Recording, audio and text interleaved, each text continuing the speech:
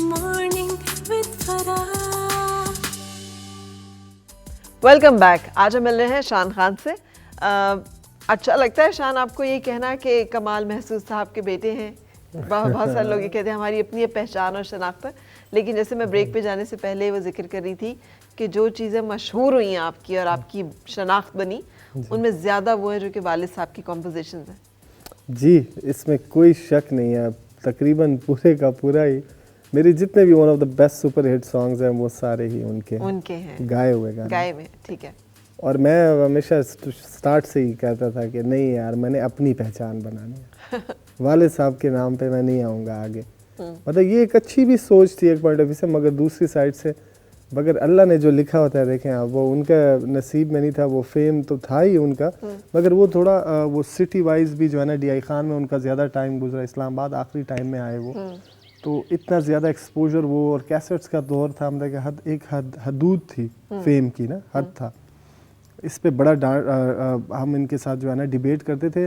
ये मेरे बड़े भाई भी उनको कहते थे कि अब्बू जी आपका जो टैलेंट है वो वेस्ट हो रहा है, तो प्लीज़ हमें मूव करना चाहिए बड़े शहरों की तरफ, ताकि आप जो है ना वो, इस पे वो लड़ते थे कि नहीं मैं हूँ आर्टिस्ट, मैं भाई अल्लाह लोग बंदा हूँ, मैं ज़्यादा मुझे तंग मत किया करो, जो है जो नसीब में मेरे लिखा हुआ वो मुझे इधर ही यही मिल जाएगा। तो उसकी वजह से थोड़ी चीज़ है, मगर उनके सारे सॉन्ग्स मैंने गाए और माशाल्लाह सारे मिलियंस में है इस वक्त। ये कदम आहिस्ता लैला, ये भी उन्हीं का गाना है? ये उन्होंने मुझे गिफ्ट दिया था। अच्छा। ये मैंने ही फिर रिकॉर्ड किया, उन्होंने रिकॉर्ड नहीं किया था। उन्होंने कहा बेटा ये चीज़ें आप लिख लो, ये बड़ी फोक चीज़ें और बड़ी बेहतरीन उर्दू में लिखी हुई है और म्यूज़िक पश्तो, ठीक है। तो वही चीज़ें हैं कि वो अभी देखें, वो एक नया जॉनरा मैंने स्टार्ट कर दिया ना, ठीक है। रहीम शाह हमारे बड़े अच्छे आर्टिस्ट हैं पश्तो के, उन्होंने जो है ना बेसिकली वो एक था, पहले तो कभी कभी गम था, अब ये टप्पा स्टाइल है। टप्पे को उन्होंने कन्वर्ट किया उर्दू में। अतण एक है हमारा फोक जो वहाँ का, ये एरिया है, अफगानिस्तान हो गया, वजीरिस्तान और ये पूरा साइड, ये अतण को पहली बार पश्तो में लेके आने वाला मेरे वालिद साहब डेफिनेटली 92 में, मगर उस वक्त एक्सपोजर, फिर मैंने फर्स्ट टाइम इसको ऑफिशियली जो है ना इस सोशल मीडिया के दौर में लेके आया अतण को उर्दू में। और ये कदम आहिस्ता लैला अतण की उसमें नहीं है? ये तो थोड़ा फास्ट हो जाता है, उसी अतण का जो फास्ट वर्जन है। अतण जो एक्चुअल है वो पहाड़ों की कसम। गुल पानना के साथ भी जो पश्तो फिल्म में आपने म्यूजिक किया, जी, जानान जानान एक था जी, एक 3 सॉन्ग्स किए मैंने। ये मेरा एक मूवी थी गुले जाना। गुले जाना was the first ever HD movie उस वक्त, और अच्छी प्रोडक्शन, जिसको मॉडर्न प्रोडक्शन कहते हैं। आर्यान खान थे अफगानिस्तान से जो हीरो थे उसके, और एक हीरोइन थी उनके साथ। तो बड़ा अच्छा शूट किया गया था लियाकत अली खान प्रोडक्शंस में। तो वो बेचारा मेरे पास खुद आया, लियाकत घर मेरे, और जिस लेवल पे उसने मुझे रिस्पेक्ट, और वो उसने कहा कि यार मैं आपको रिक्वेस्ट कर सकता हूँ, आपका शायद हम वो नहीं कर पाएंगे, और आपका शुक्रिया कभी भी, मतलब हमेशा पश्तो इंडस्ट्री आपकी शुक्रगुजार होगी कि एक मॉडर्न म्यूज़िक हमें चाहिए पश्तो म्यूज़िक में, ठीक है। पश्तो की जो फिल्म इंडस्ट्री है उसमें मॉडर्न म्यूज़िक हमने लाना, और आप पे है डिपेंड कर रहा है फीमेल में आप किसको साथ रखना चाह रहे हैं, मतलब किसके साथ। टेक्निकली फिर मैंने यही कहा, मेरे पास अधिका कियानी का ऑप्शन था जो कि उसको हम पश्तो में लाना चाह रहे थे, और साथ में गुलपाना उस वक्त बड़ी नई उन्होंने, उनका वो था, फेम था, चल रहा था बड़ा।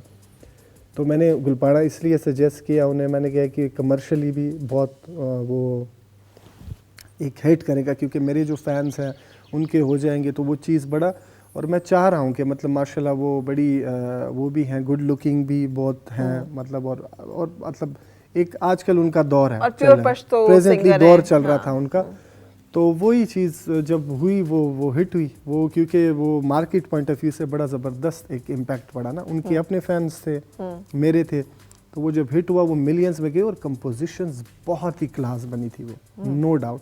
आइवन शफीक जिन्होंने पहाड़ों की कसम को भी अरेंज किया, और मेरे तकरीबन सारे गाने, इवन मेरा न्यू सॉन्ग जो आने वाला है वो भी वही अभी, मतलब एक बिलीव लेवल होता है कि वो कहते नहीं है कि मैं नाम नहीं लूँगा किसी ब्रांड का, वो लिया तो बात बनी, यू नो। सो इस तरह से आइवन ने किया तो बात बनी। सो दैट्स व्हाई आइवन भाई, आपकी उनके साथ एक केमिस्ट्री है, और माशाल्लाह उनका 26 साल का एक्सपीरियंस, मेरी एज से मतलब कुछ साल अगर आप काट लें तो उनका सिर्फ काम का एक्सपीरियंस है। बहुत एक सीनियर बंदे हैं हमारे आइवन भाई इंडस्ट्री, पश्तो म्यूजिक इंडस्ट्री के। ठीक है। अच्छा, अब आपके गाने जो है वो कॉपी भी हुए, एक ये बड़ा मसला है। हमारे जो फोक सिंगर्स हैं, भले वो सराइकी हों या मतलब हिंद को हों या फिर पश्तून हो, तो चीज़ें उनकी जो है बड़े आराम से लोग उठा लेते हैं और गा लेते हैं। बिल्कुल, ये तो एक नॉर्मल चीज़ है, बट एक सुपरस्टार आपकी कंट्री का अगर उठा के आपकी चीज़ को गा रहा है, इस चीज़ पे मुझे थोड़ा सा वो हुआ था, अफसोस हुआ था। अली ज़फ़र साहब हमारे बहुत अच्छे आर्टिस्ट हैं पाकिस्तान के। मैं बैठा था तो मेरे मैनेजर भी थे साथ में, तो मतलब उनके जस्ट 1 मिनट भी नहीं हुआ था अभी गाने को ना, क्योंकि हम वो यूट्यूब देखता था ना कि क्या स्क्रॉलिंग कर रहा था ना, पहाड़ों की कसम अपने व्यूज़ हम देख रहे थे, क्योंकि उस वक्त मेरे 23 मिलियन व्यूज़ हो गए थे इस गाने के, सुपर हिट हो गया था ये गाना। नीचे हमने देखा कि 1 मिनट बिफोर, हाँ, जो उसके सतपारा का जो जी मोहम्मद अली सतपारा ने भी ये गाना गाया था। उसके बाद वो एकदम से वो लास्ट कैंप में जो उन्होंने गाया, हाँ, उसके बाद वो वायरल हो गया। वो जो वो हुआ, फिर वो सतपारा वापस नहीं आया ना, वो उसके बाद लास्ट कैंप पे जो उन्होंने गाया था, वो बड़ा एक बूस्टर मिला इसको। वो अली ज़फ़र साहब ने उनको ट्रिब्यूट दे दिया। हमने देखा तो सामने गाना आ गया, मेरे मैनेजर ने कहा कि ये तो भाई गाना अली ज़फ़र, ये मतलब हम खुद शौक भी हो गए। हमने कहा ये क्या, उन्होंने जब गाना गाया तो डायरेक्टली कॉल गई उनके मैनेजर को, मेरे मैनेजर की, तो उनसे डिबेट हुआ। उनके कि यार ये ट्रैक तो मेरा है और डेफिनेटली एक 23 मिलियन के ट्रैक के ऊपर मतलब आप गा रहे हैं एटलीस्ट वो, मगर वो इस तरह से मिसकम्युनिकेशन हुई थी। उन्होंने क्लियर कर दिया, उन्होंने कहा कि हम समझ रहे थे कि ये आपके वाले साहब का ट्रैक है। मैंने कहा उन्हीं का है, मगर कॉपीराइट्स मेरे पास है, और जब दोबारा मैंने गाया तो ये इसको एक नई ज़िंदगी मिली है इस गाने को, और दोबारा से डेफिनेटली मेरे लिए तो एक ऐसा गाना है कि मेरी मतलब फैमिली की तरफ से मुझे ये गाना मिला है ना, ठीक है, तो हमने बड़ी मेहनत है इस गाने के पीछे, तो वो, मगर खैर उन्होंने एक्सेप्ट किया और मुझे उसका फ़ी भी दी, और अली ज़फ़र साहब ने मतलब माजरत भी की इस बात पे। और गुड आर्टिस्ट उन्होंने ऑफिशियली नीचे भी लिखा कि I just cover this song, और मेरे गाने का लिंक भी दिया कि ये ओरिजिनल सॉन्ग है। बिल्कुल सही। अच्छा, ये जो वाले साहब की कॉम्पोजिशन थी वो और जो आपने किया वो दोनों एक ही है?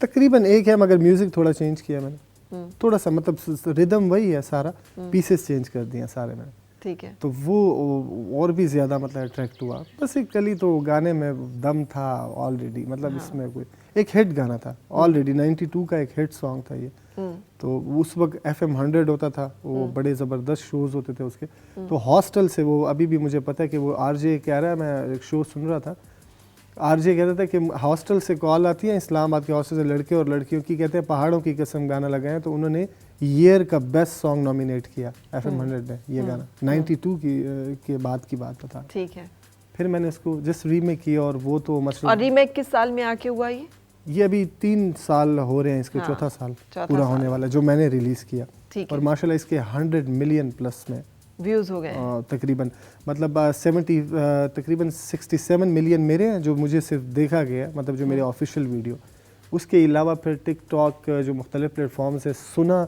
फिर 100 मिलियन प्लस लोगों ने। बिल्कुल सही। तो मेरा ख्याल है कि हम आपसे उस गाने की भी यहाँ पे फरमाइश करेंगे, लेकिन उससे पहले हम एक ब्रेक के लिए रुक जाते हैं, और ब्रेक के बाद फिर हाजिर होते हैं।